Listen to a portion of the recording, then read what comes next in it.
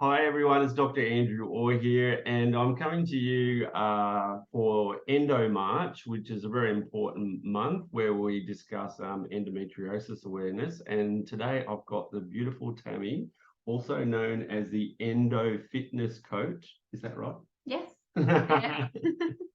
Great. And the reason I brought Tammy to talk about endometriosis and endometriosis awareness is because Tammy does have a journey with endometriosis, and also just to bring awareness about things that people can do that are suffering from endo, especially with exercise and diet, lifestyle interventions, and also looking at the body holistically. And because we are one system, aren't we?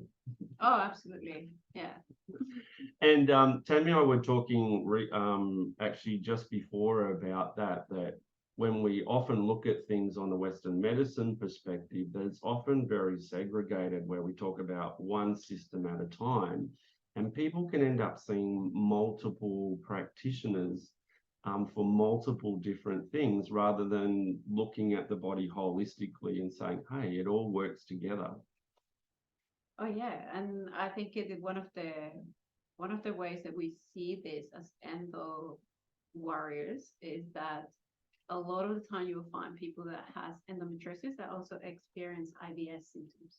Correct. And that's a way for us to realize that endo doesn't just affect the uterus area or the pelvis area, but it will also affect other parts of your body system. And within that, a lot of people doesn't realize the link that this have to the central nervous system, which elevates the stress, and the stress affects your pituitary gland and all your endocrine system, which affects your adrenal glands and how much energy you feel in a day and all of this. And I know that it might sound really technical for you, but it's a lot easier than what it sounds. So think about waking up in the morning with energy compared to waking up already in the morning feeling drained and needing to have that cup of coffee to pick you up. Yeah. And I think that's an important thing, because one of the things I say to my patients, or when I hear someone with IBS, especially a woman or menstruating persons, that if I hear the word IBS, I will automatically think endometriosis and something to look at. And yeah, you brought up some interesting things about before, where you were talking about that cup of coffee in the morning, but a lot of people are often like suffering on a daily basis, and each day they wake up and it's a mediocre day. They feel like, yeah, let's face it, I feel like shit. And you said, how would you feel if you felt like on top of the world? What would you do in a every day? time that you wake up in the morning. Yeah. And I would probably risk it to generalize here to say a lot of people with endo doesn't feel that way. No. But it's not impossible to feel that way. It just requires a lot of work. So there's, I think, two parts of this, which is one, being okay or maybe feel happy with just where you are and okay, I'm functioning and this is where I'm okay to be right now, to do the effort to go the extra mile so you can feel amazing.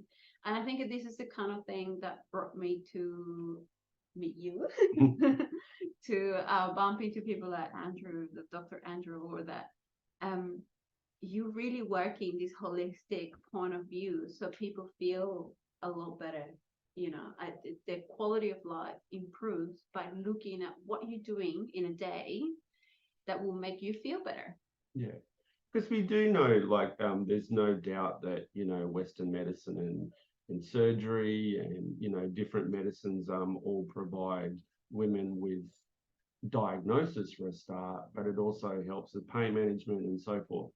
But what we also know that women with the best surgical and medical interventions are still in pain and have symptoms. So we have to look outside that, and that's where that holistic approach is really important. That's it. I myself, so this year I was offered, or I was asked the question if I wanted to get a hysterectomy done. And there is actually nothing wrong with my uterus. My uterus muscles are all fine. It was confirmed through my third surgery. And I said to my gynecologist, I don't want to go that way because I know that the structure of the uterus is also supporting my bladder and everything else. So anatomically, having the uterus there is a benefit to that. But also because there's no proven benefit of having a hysterectomy and stopping endometriosis symptoms once you perform one. Yeah, it's true, because endometriosis is not in the uterus for a start. Very, very rarely, or even on the uterus. It can be on the outside of it, but a hysterectomy doesn't cure endometriosis. So often women are taking out a healthy uterus. The only time that I would recommend a hysterectomy if someone had explored every option and there's no option left, sure, it may help with some symptoms, but you're actually still taking out a healthy uterus. Whereas if it was adenomyosis, different story. But if you can leave the uterus there, leave it. But as a thing, it should never be offered for women with endometriosis. Never. I think it's really important to understand during this Endometriosis Awareness Month, I would like to acknowledge other people always sharing and reminding. Recently, I've seen this change of movement in social media as well, where a lot of females are talking about endometriosis happening to your whole body. And I love that awareness and that shift because it's a shift of changing the awareness of all of us to realize that endometriosis is a whole body experience rather than something that is being limited to your pelvic floor. Yeah, and it can be found in all the body too. Yeah. Oh my God, yeah. And we don't often talk about the mental aspects of endometriosis either, which is really important, how it affects a woman, not only physically, but emotionally on a day-to-day, minute-to-minute basis, really. Well, when I talk with my clients, I often ask, of course, their physical aspects of their endo symptoms. I ask psychological aspect of it. Sometimes I add the social aspect and the relationship aspect as well. Very important. Because I feel like a lot of the time, your partner, if you are in a relationship, is left out, or your family sometimes is left out. So, like if you're a parent, sometimes it's so good to have that open conversation. How can I support you more? Absolutely. Or what can I do? How can I learn more sometimes? What are the things that make you feel better?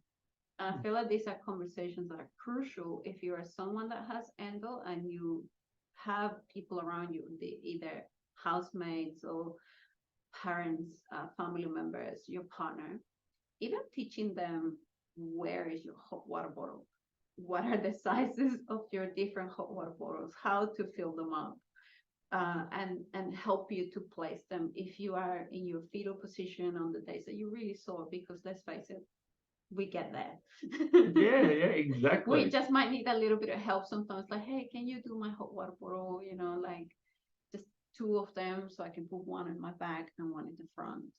And why you need it too, and make them understand why it's needed and why it's so important to be able to support you on that. Because some people like, you don't look sick, you don't look unwell. Yeah. How many women or menstruating persons have heard that statement? I get that all the time because I wake up early, I do exercise, I go for walks, I burn the candle at both ends. Yeah. And people are like, you look fine. And sometimes I'm like, oh, you should see me before I get my hair done. I'm not fine. And sometimes it is, I've heard from many people, it is like some mornings, getting up and you don't feel well, but just putting on a little bit of makeup, maybe doing your hair and all those little things that could just make you self-care, that could make you feel better. Yeah. Even though you're still suffering, but it makes that little bit of a difference. Yes. And if you even if you are someone that has to stay at home, maybe make the effort to get yourself even some nice, comfy or beautiful pajamas or loungewear that you really enjoy and makes you feel good about yourself. Because every little thing helps when it comes to your mental health. Yeah. And endometriosis really affects mental health.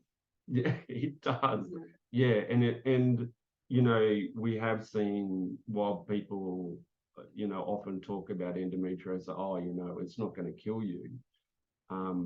Well, it could, especially if your mental health isn't great. And we have seen, many people with endometriosis end up in, A&E or mental institutions and psychiatric care because they've attempted their own life because of Yeah, there's a lot of suicide cases with Yeah. endo, and I understand that. I really, really understand that, because when you are in so much pain and chronic pain, so something that is chronic pain is defined for a pain that you experience for over 3 months, right?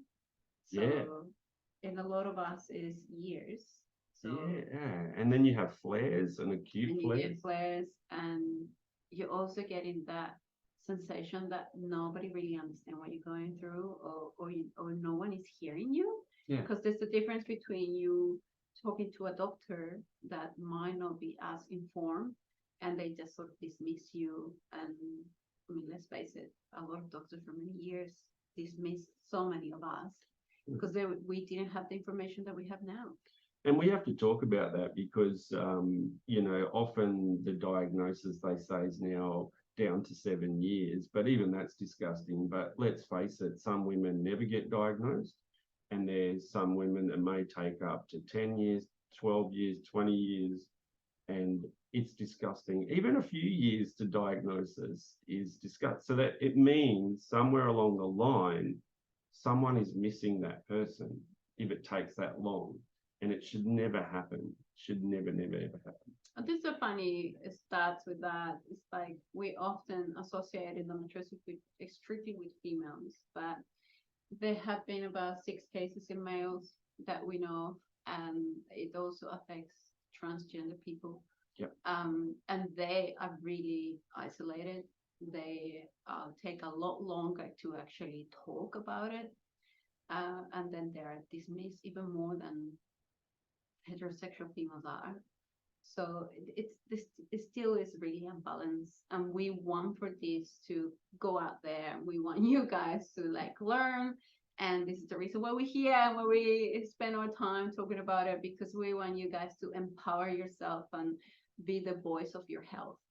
I think that's a really important thing to talk about now with the transgender community and what they face, because they already have a lot more mental health issues anyway because of segregation and even just their own questioning their own gender probably from the beginning, lack of understanding. But then now we're talking in a community where some people are feeling like, because, oh, it's a women's issue, so it's only a woman's issue, so it should only be talked about. But we have to understand that there are people that are transgender now, that they don't associate with being female, but they still have endometriosis. Yeah, and doctors are sometimes not very inclusive. Yeah, I'm talking normal Western doctors. I'm not talking about doctors like you. And this is the thing, so I decided to open up my own gym when I decided to work with clients and become a PT, and I'm a bit like you, it's more of a boutique thing. But the reason I did it is because I wanted to have something more inclusive.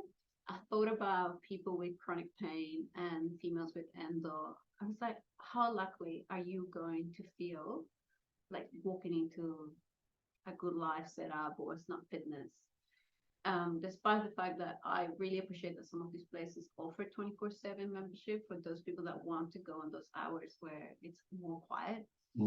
But having a gym where it's just going to be just you and your coach, just one-on-one, there's nobody else, that to me has been a great part of my services.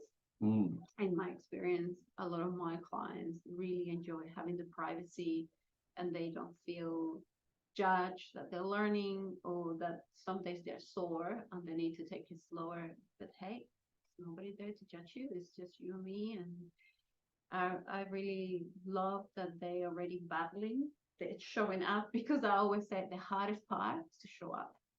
And then after that, it's easy.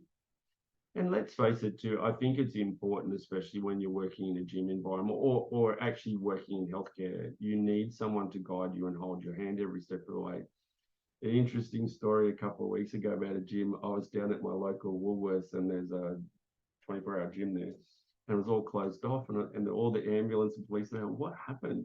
Someone had dropped weights on them. They'd been there for a few hours and I don't know what the status was, but there is a danger doing it on your own too. Oh yeah, absolutely. Yes. So there is currently this Instagram or TikTok thing it's called Dumb Ways to Die. And everybody's sharing these like silly accidents that are happening in the gym. Yeah. And it makes me feel sick in the stomach every time I watch this. So I always say to a lot of my clients, even if you don't want to pay a lot of the time for like prolonged PT sessions, pay for a coach to teach you the basics so you know how to go and do it safely. Correct. And then go on your own. Even just pay for someone to teach you, make you a little program that you can go off. And then, go on your own and do the experience, because, oh gosh, I've seen a lot of accidents out there. And the other thing that I see is lack of awareness between coaches to train females and males. Yes. Understanding of the female hormone system. I mean, let's face it, just understanding that the female has like 10 centimeters more of, digestive tract than the male. We do suffer more constipation than male. We suffer a lot of more things than males do. Our hormone system, it runs for 4 weeks and it's very different every week. So you really wouldn't train a male the same way that you train a female. And unfortunately, the fitness industry is male dominated. And for a long time, these conversations have not been the topic. A lot of males out there do not understand how to train females. Yeah. And plus you've got a different anatomy, right? If you're bringing a bar down to your chest, what do you have that we don't? Breasts. And they get in the way too. Oh yeah, they get in the way of a lot of stuff. So it is important, and men can generally have different muscle fibers. It's completely different.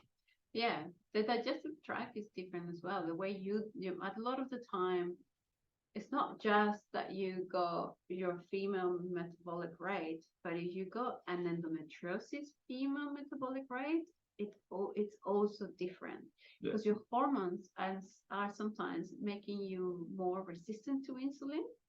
Maybe not at the extreme of someone with PCOS, but there's still a certain amount of insulin resistance that can develop just because your hormones are out of whack. So sometimes you might benefit more from cardio workouts or short cardio workouts rather than really prolonged cardio workouts. So it's obviously, this will vary between person. But the thing is, first, I think it's highly recommended to understand that exercising for people with endo, it's not negotiable.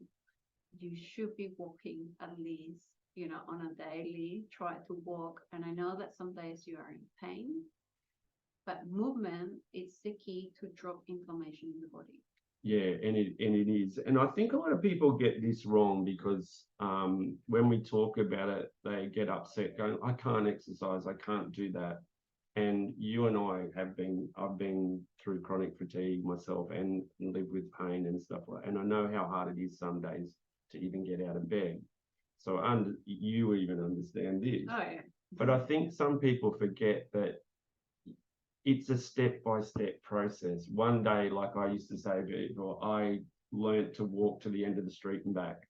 And then the next time it'll be up to the end of the road and back. And you've talked about this. It might be just a tiny little weights to start with.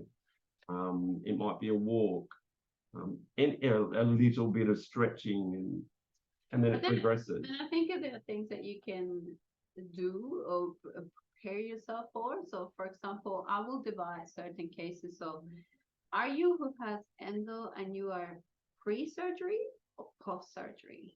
Exactly. And I think that's also another thing to think about, because if you are pre-surgery and you haven't gone through getting yourself, cut open yet, you don't have any sort of restriction, you might be able to do exercise to prepare you for a better recovery.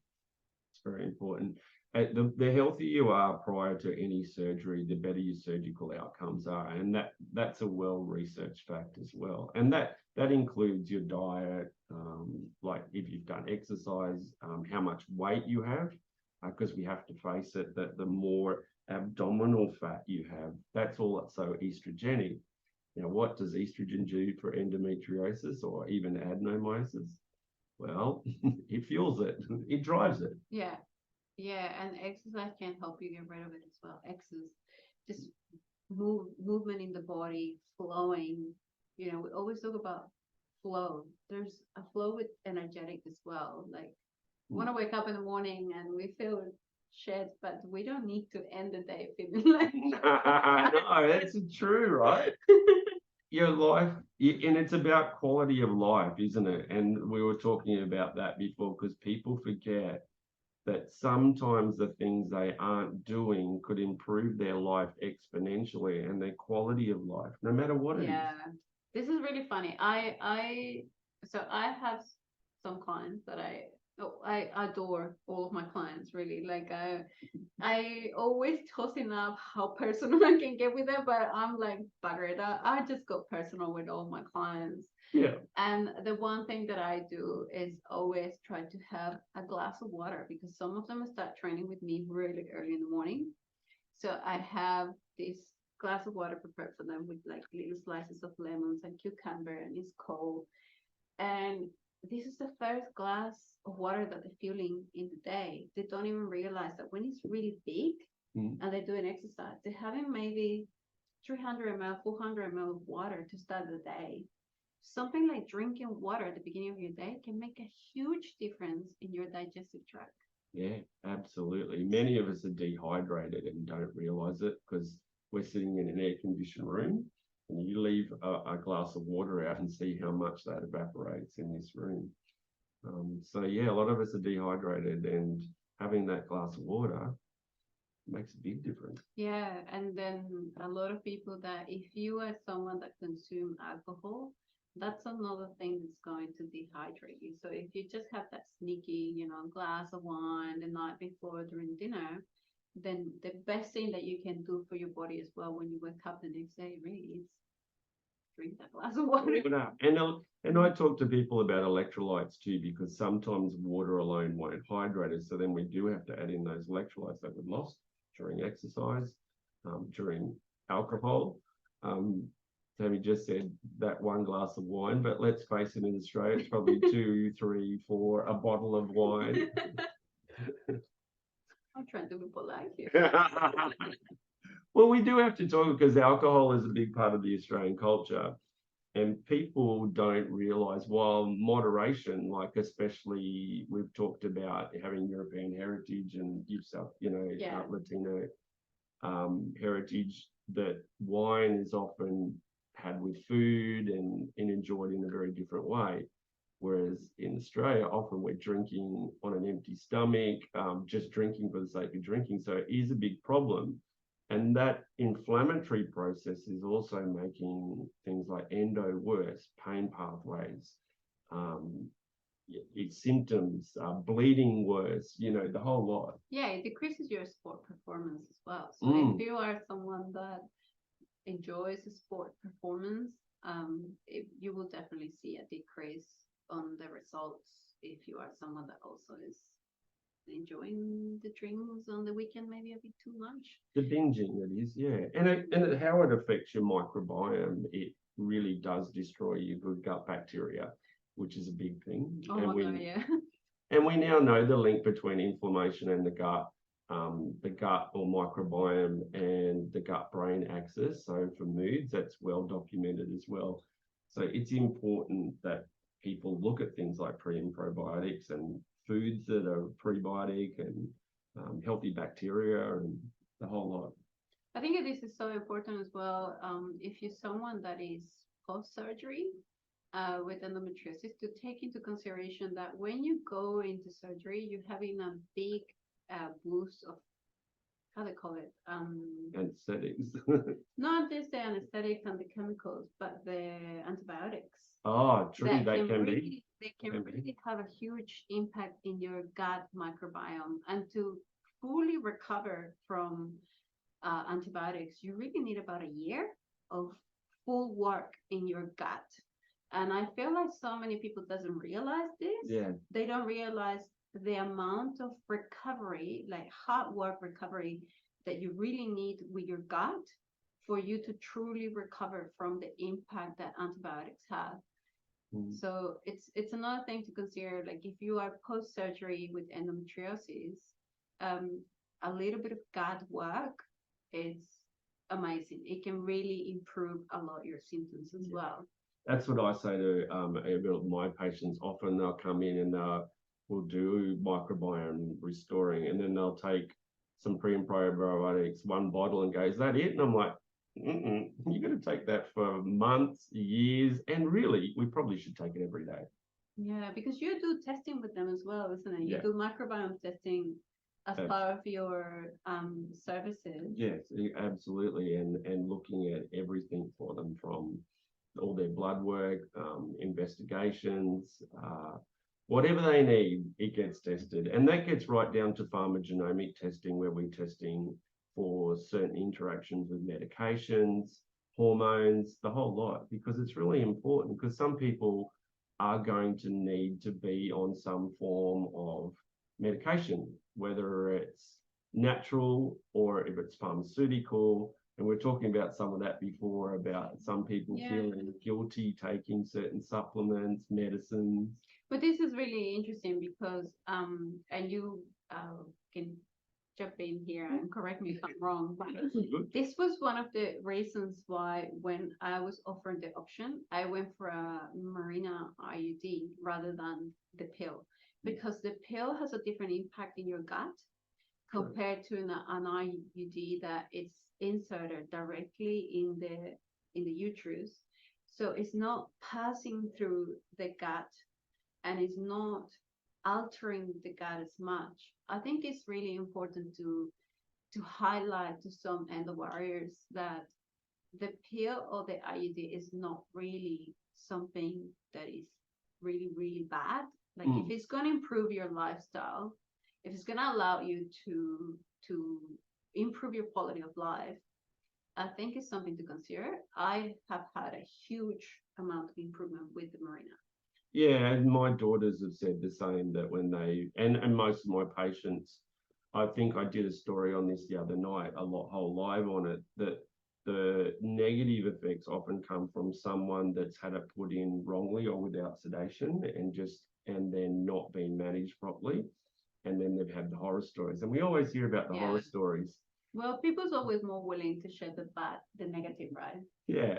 Whereas, and I often see people that have had a bad story, and then they come through, and then we put it in under sedation, and it's put in totally differently, and they're cared for and management after it's put in, and it's a completely different story. And they go, "Oh wow, I would never have done that otherwise." And Tammy is right, because the thing is, when the Marina or the Kyleena, and now there's there's another one, Skylar, I think it's called. It's even smaller one, which is not available in Australia yet, but I think it's in the US. But it is just acting in this environment, so it's not systemic like a lot of the oral contraceptives are, because they've got to go through your gut. Microbiome gets, let's face it, those hormones do disrupt your microbiome, and also it can put on weight, it can affect mental health, where this doesn't. It's got very little, very, very, very little systemic effect, and it acts where it needs to act. So that's why my recommendation for a lot, if they need it, especially symptom-wise, and they're bleeding, adenomyosis, or even it can help with pain and other symptoms, look at it. Don't just poo-poo it because you've heard something on the internet or in some group because someone's had a bad response to it.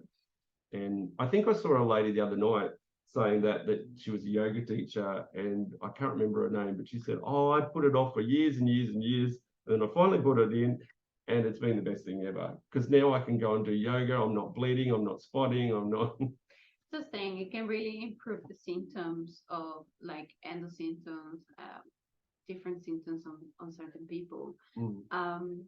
You obviously you need to consider that you are your own person. Correct. And I really, really would like to highlight that do not trust Dr. Google. Yeah. Dr. Google sometimes can really lead you into this rabbit hole of, at the end of the day, not fully getting anything positive out of it.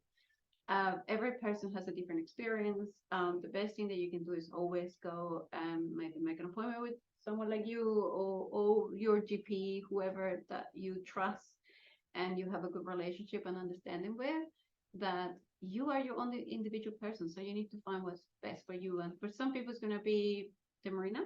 Yeah. Some other people might be the pill. I personally feel like the pill for me was this experience that it was really hard to find the right one. Yeah. And I have to do so much testing and you know, changing. And with one I will put on weight, with the other one I'll just get really moody, with the other one I would just get so like, you know, a fluctuation of energy. And the Marina for me, it's been amazing. Just really is allowing me to have a better lifestyle, because I had an endo stage 4, quite bad endo stage 4. Had my first surgery. I continued with symptoms after that, but I had the Marina insert in that surgery, and that it has helped a lot. Yeah, and that's something I say to women and menstruating persons, that if you are going for the diagnosis the first time, have a think about whether you might want the Marina or a Kyleena put in, because it's better to put it in when you're having the surgery and you're under sedation. Because if you don't, and then we find a lot of endometriosis in there, and then say, look, you would benefit from some form of progestins, and then you change your mind, it means you have to then go back under further sedation. And sedation, too much sedation is not good for you either, so too many anesthetics. So if you can all do it all in the one go, then it's a lot better for you. So that's why we often ask. And as Tammy said, it's looking at what is the best option for you, because, you know, I'm going to be doing a post on this soon, or a live on it, about the different forms of progestins, because some are synthetics and they don't behave well in our body. There's a lot of unwanted side effects. Then there's bioidenticals that are very similar or exactly the same as what's in our body.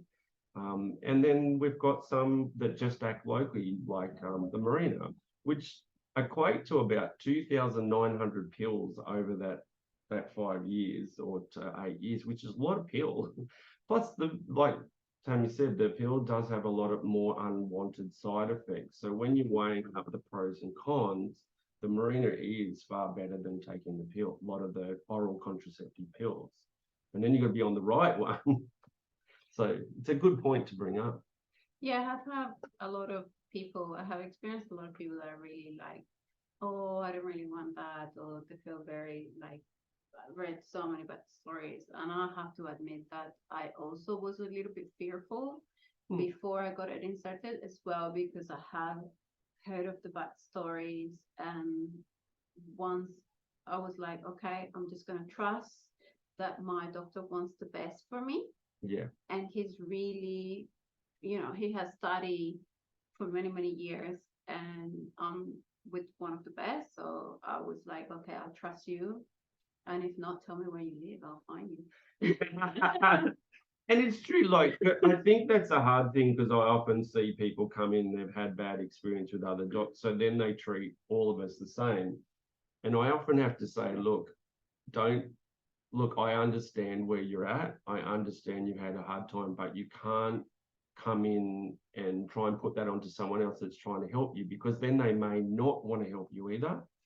And if you've got someone really good like Tammy has, then you have to trust that advice. I know it's hard to trust when you've had bad advice been dismissed and stuff, but at some stage you have to trust. I think a trust is a really, really hard thing. And I experienced this, I tell you how I experienced it. So, think about people come to see me, they have no idea who I am. They have never met me before. And I'm asking them to trust me with their body and let me do exercising program for them. And I'm telling them, this is going to make you feel better. And a lot of the time, they do this exercise and they're hard. They're not necessarily the easiest thing. And it takes them a little bit because, what happens if you go to the gym for one day? Nothing. Oh, you'd be a bit sore. You might be a bit sore, but nothing really happens. No. But when you go to the gym consistently for, let's say, 6 months, you will see a huge difference. And I think we have this current era that we're living in, the dopamine nation that we are in, that we want instant gratification and instant everything. So people doesn't really want to go to the gym. They want the pill that's going to make it easy. They don't really want to do the gut work. They just want the prebiotics that are going to fix it. And they think that the quick things, which often are a lie, because there's no such thing. There's not such a quick thing fix. Or the magic pill, yeah. So most of the time, it's really going to require your work, your commitment, self-love, because really doing this work is self-love. Yeah. Is it?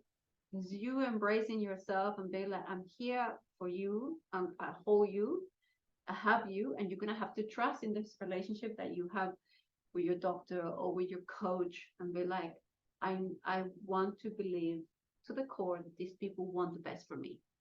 And I think self-love is a very important thing to bring up, because when we see a lot of endo warriors, they are often disgruntled, distrusting, angry, and you can understand why, because having had a long-term health issue myself, I've had 8 operations and know what it's like, but not know what endo's like, but know what it's like coming from a pain aspect, or when people aren't listening, or you've had to have multiple surgeries, and it just... Chronic pain is chronic pain. Chronic pain is chronic pain, no matter how it's in your body. Yeah.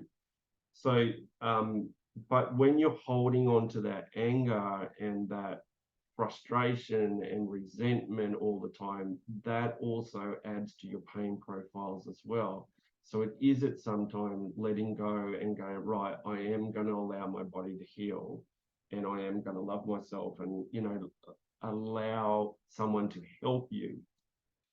Yeah, and there's different kind of strength, I think. I think there is your physical strength, and then it's working on your internal strength. So I really believe that exercise, through getting to become stronger so you can hold yourself, it's at the same time working your internal strength to show you what you're capable of, to show you how, little by little, you can achieve so much. Little by little. And that's it, step by step. Every time I write reports for people, it's always, I'm very careful to write, now, this is not going to happen overnight. It's step by step, because some medicine, like Tammy said, you do one day of exercise, it's not going to do anything. You take one antibiotic, it's not going to do anything. It's the same with pain medications. A lot of people will just take one lot of pain medication and think that's it. It's not. Sometimes you've got to take it continuously, or things like CBD oil and all that now too. You've got to reach a loading dose with it, and it's that taking it every day, and it becomes better and better and better and better. Absolutely. I have the example, one of my clients, when she came to me, she has endometriosis. She is over 40, and she had really bad experiences with other PTs. She felt like nobody really listened to her.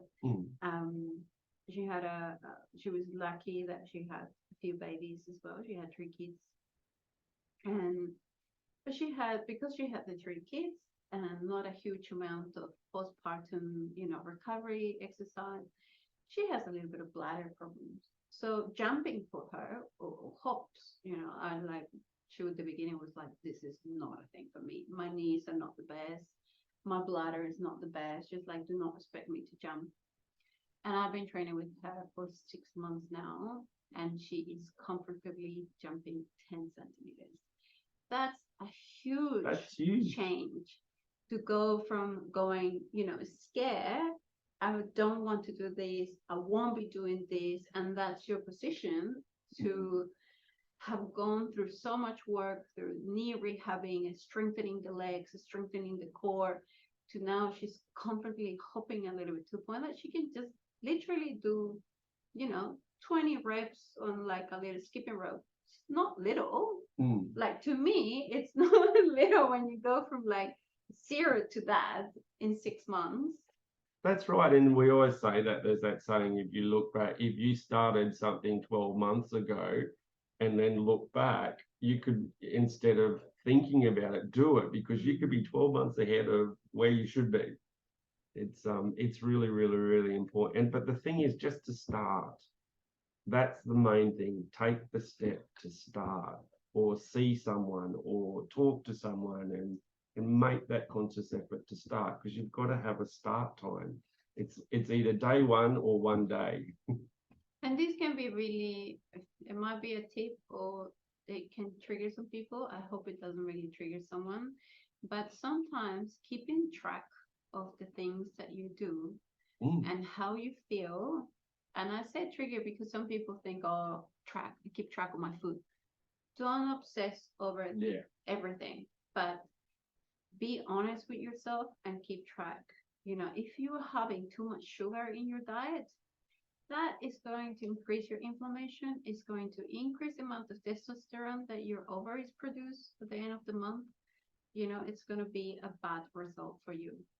Yeah, it is good to track, because sometimes we have a perception that we've eaten things, or we haven't eaten as much things as we think we have. But when you track it and it's on paper, it's like the added story. Someone said to me once, if you eat a cookie a day or 2 cookies a day, at the end of the week, you've eaten a whole packet. But when you're having 1 or 2, you think, oh, that's not that bad. But if you add up a whole packet in a week, that's a lot of sugar.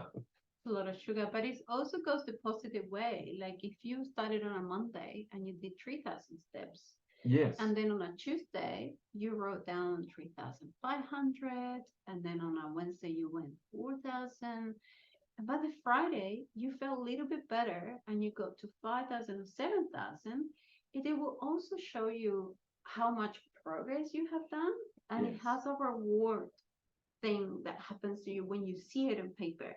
And you're like, oh my God, like I did this. I did this. Yeah, you did it.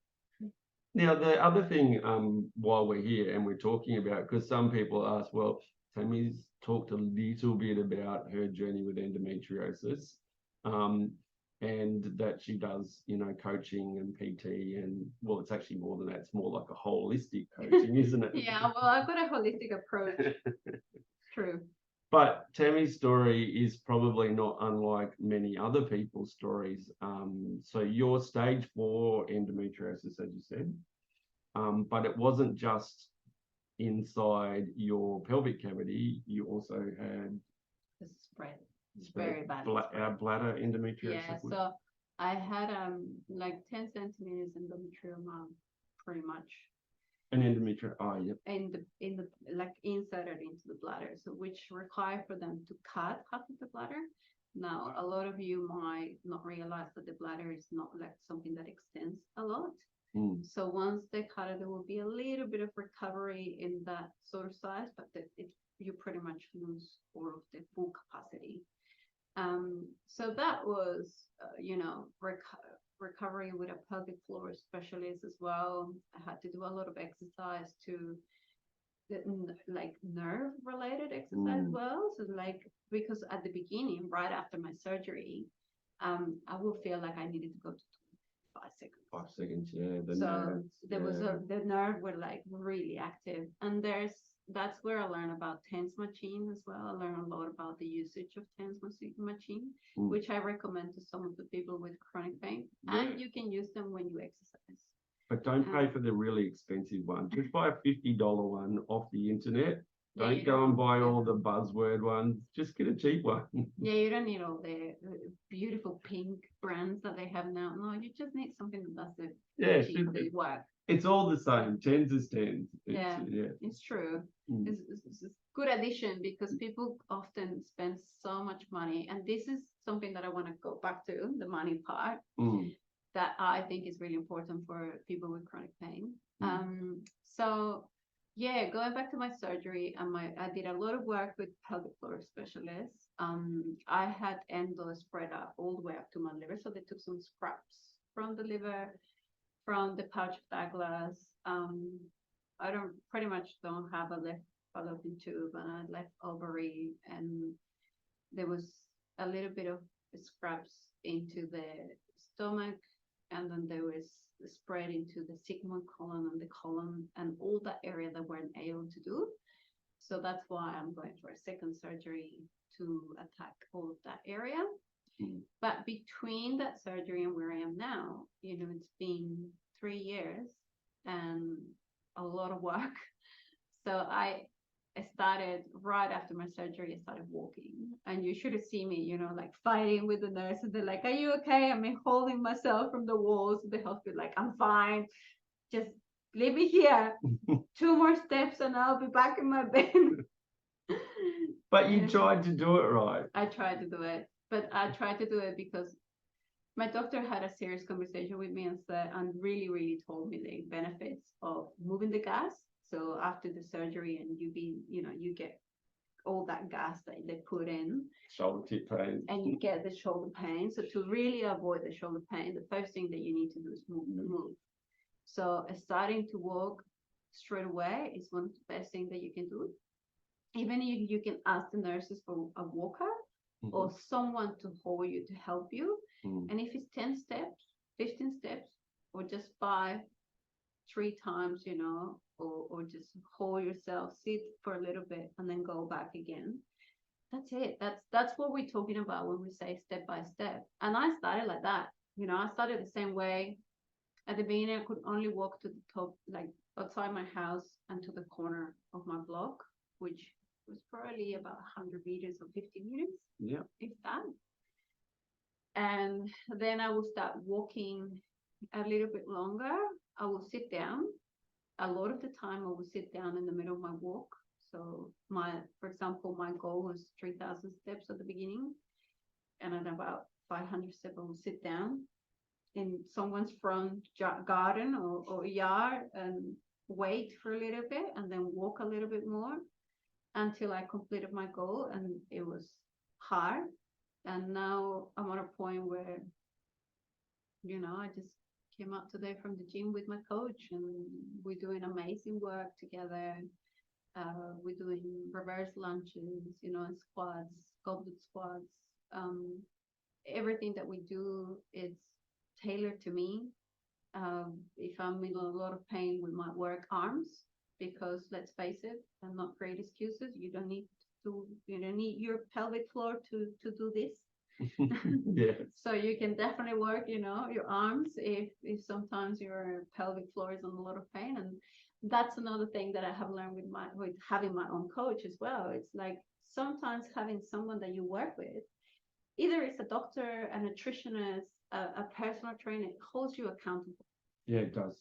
And I think that's really important for people to realize that accountability, the same thing that we were talking about keeping track of what you eat or keeping track of your medication. Don't abuse how many painkillers you take. Yeah. It keeps you accountable and honest with yourself. Yeah, and that can go for the other way around, that some people are under medicating too. But everyone that has endometriosis will need a team, whether it's 1 or 2 people or 3 or 4 or 10 people.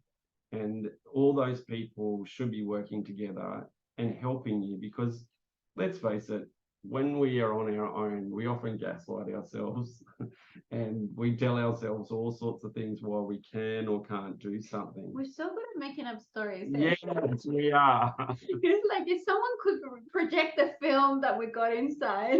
Yeah, and it's someone going, "Hey, come on." Yeah, that's it. And the one thing that I really would like to include a little bit in this talk is the money talk. A lot of people with chronic pain doesn't talk about money or doesn't talk enough about money. And let's face it, being sick is expensive. It's really expensive. It really is. If you don't have, even if you have health insurance, there are a lot of things that are alternative treatments or other stuff that are not covered by health insurance. And so it's going to cost. So my advice with this would be, if you are someone that are in stage 1 endo, you don't have a lot of pain, or even if you are in stage 4, you suffer from a lot of pain, but you got a good job, please open a saving account called Health and Fitness. And every time that you get your payment, put some money there. Yep. Even if you don't use it, put some money there. This is your backup money plan for the days that are bad. So the day that you want to say, you know what, I want to feel better, I want to go to see that doctor, I want to go and see that coach, use those funds that you've been creating for yourself to pay your medication, to pay your treatments that are going to make you feel better. Because, a session of acupuncture is $120. I mean, can be, I feel amazing after my acupuncture session, but it's an effort. It's an effort that you have to make, and eat better. Having good, homegrown food, unfortunately, is more expensive than eating a McDonald's. Yeah, it is. And this is the thing, it's sometimes looking that you've got a disease for life, right? So you've got to sit around and go, okay, will I go and get my nails done? Which you should do too, because it's part of self-care and that. But could that money be put aside for going for a PT session? Or could it be put aside to go and do something else? Could you paint your own nails? That kind of stuff. Or could you invite your girlfriends for a night of girlfriends at your home, that it might be cheaper, and you girls can do your nails between each other while you have, like a nice gathering together.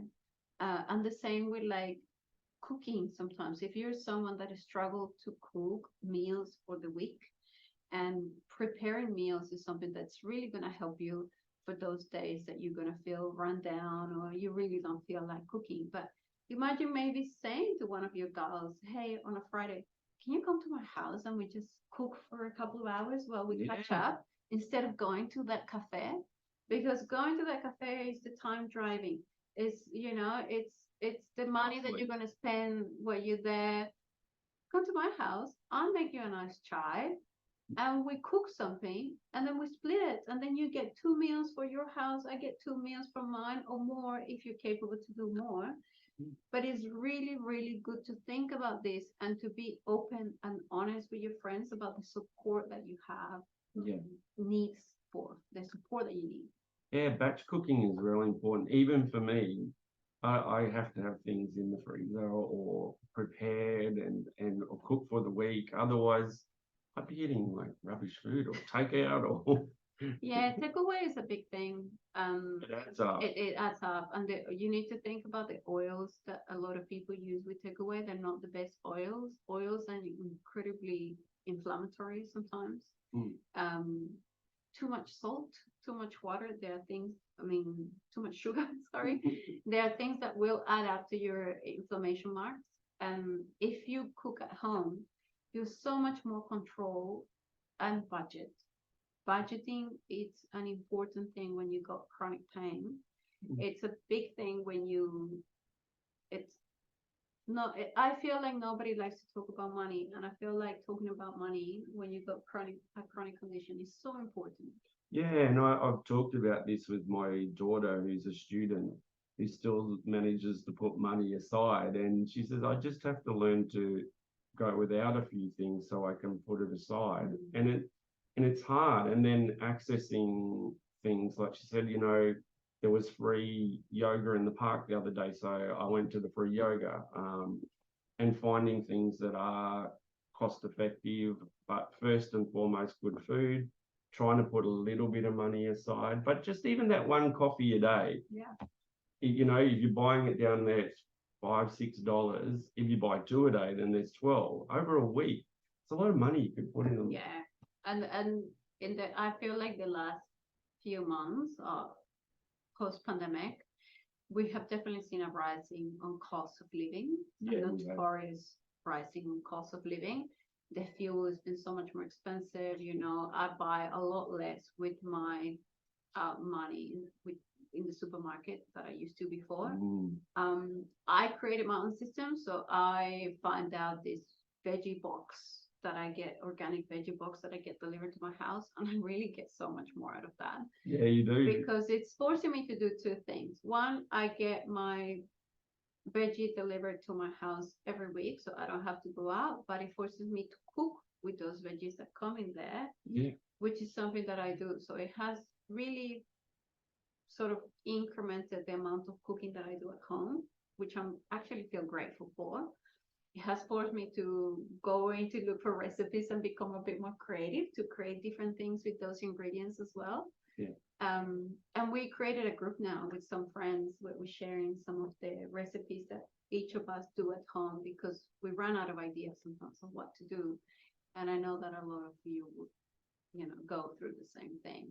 Yeah, and you can do it together, go to markets. Even if you go together, a few of you, it's cheaper to go and buy bulk and then share it, but you can split it. Yeah, so you got to look at ways to do that too. This is really important, because if you budget and you learn to budget with those things, you will have more funds to do all the things like, you know, making an appointment with a good supported doctor, find out a good coach that maybe can do a session, and you don't have to do 3 sessions in a week. You can do a session fortnightly. Yeah. If you just approach your coach and say, hey, look, I don't have a lot of money, but I want to learn. Can you give me a session for a fortnightly setup? And can you give me a session for me to do one day in between that week? You know, what exercises can I do the week that I don't see you? And you will learn, because this week you're going to be doing something. The next week you can repeat maybe a couple of those exercises that you learn in the first session, and then, you know, your next session that you pay, you do something else. So you can actually budget your training as well. Yeah, absolutely. And it's really, really important to look at it like that as well. It's I think healthcare should be your most important aspect to look at, because without a health, we don't have anything. And let's face it, if you the more that you're sitting too, damn phone, the more that you're sitting, the worse it gets too. You become stagnant. So you've got to move. You've got to move that body, and you've got to get the good fuel in too. Because it's like a car. You don't put the right fuel in, it's gonna jump around the place. It's not going to function properly.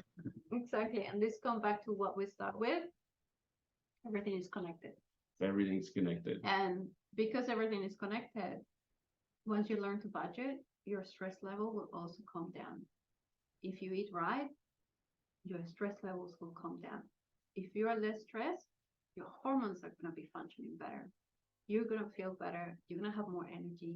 You're going to be a nicer person, because also people that are in pain, they're not nice all the time. It's hard it's hard with pain because your tolerance levels aren't there. But then if you are in pain, then you have to question yourself, and you have to ask yourself these questions. Am I eating right? Am I exercising? Am I actually seeing someone, or am I trying to manage it myself? Do I need to go and see someone? Do I need to see a psychologist? And there are free psychology places. We are lucky in Australia, up to 25 years old, between 18 and 25. You can go to Headspace. It's free as long as your GP gives you a referral. There's the chronic pain management plans now that your GP can give you to get access to physiotherapy and other therapies as well to help with pain. Which your GP can also give you 5 sessions of counseling or psychology in a care plan. Care plans, yeah, for free. I think after the pandemic, they bumped it up to 10. Yeah, they have. Yeah, there's more. And there are other services you can access. And look, if you can afford it, and as Tammy was, talking about finances, look at private health if you can, because there are things that can help you, because there is a big difference between help in the public system and the private system. There is. Unfortunately, yeah. And then that's a whole other story. But it's another catch up. But if you can at least get basic hospital cover, which would save you a lot of time, and you can elect to have who you want at the time, makes big difference. Big difference. You brought up some interesting topics, Tammy. Well, I hope you guys enjoy that, and leave the comments if you want another catch up, and if you enjoyed this, if you have any questions, you can direct them to Andrew, or just find me on Instagram. Where can we find you on Instagram and Facebook, or are you just on Instagram? I don't use my Facebook a lot. No, a lot of people don't now. I really feel like it has so many ads that I get lost. So you can find me on Instagram at Tammy Endo Fitness Coach. I'll put that in the underneath this. And I always look at my messages. Sometimes it might take a little bit because I wake up at 4:30 in the morning. I do my clients. I work until 8 o'clock at night. So I got long days. But at some point in the day, I will reply and get back to you soon.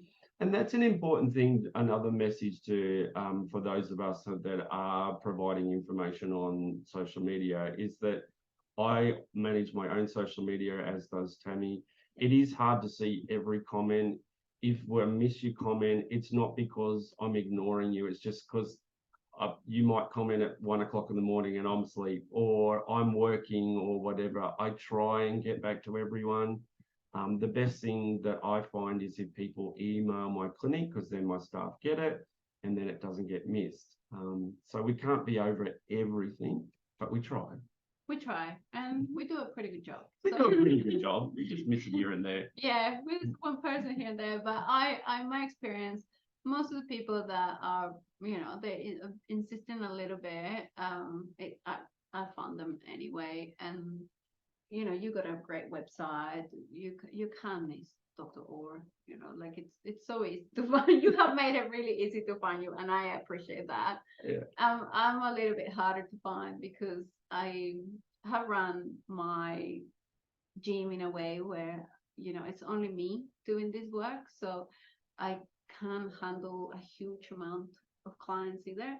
Yeah. But once you have me, truly you got all my attention and my love and my stories and everything. So stay prepared. Yeah. And if anyone wants to see those people that say to me, it can't be done. No, I can't train. I can't do it because I've got endo. Go and have a look at Tammy's videos of her doing, how many kilogram squats were you doing the other day? I think I'm on 48. Which is good. Yeah. Holy hell. Someone with endo is good because if you understand how the pelvic floor gets inflamed and all of that, once you start about 40 kilos, you really feel it as well. Yeah, and look, as I said, we step by step by step. Yeah, that's it. Never compare yourself with someone else. No. Also, this is a thing that gets missed a lot in social media, especially on Instagram. A lot of fitness models or girls out there, they share what they're doing. They don't share how long it's been taking them to get there. It takes a lot of training for you to grow strong and be able to squat heavy. And I'm talking about years of training. Yeah. So if you're not someone that trains 3 times a week for a few years, you're really not going to see those results. So you also need to be honest with yourself. How much are you willing to train? Where you want to be? Set up realistic goals. I think it's really important. Yeah, and don't compare yourself to someone else, because even with endometriosis, you all have the same disease, but you all have different symptoms and different levels. Yeah. And different levels of pain. Some people don't even have any symptoms, so they're asymptomatic. Lucky. But that doesn't mean they haven't got a lot of disease inside them. So, so the pain levels aren't related to the extent of the disease. but you're all different. So don't, just because something works for one person, might not work for another. So don't compare yourself to someone. And that runs with everyone. You know, when you step into a gym, you really don't know the story behind anybody in there. Yeah. You know, in a gym, the plane, it's not just like a playing field. Some people has been struggling with, you know, underweight, overweight, chronic pain. You know, some of them has fibromyalgia. Some of them have other diseases. I have trained people with Alzheimer's. You know, I have trained other people with Parkinson's.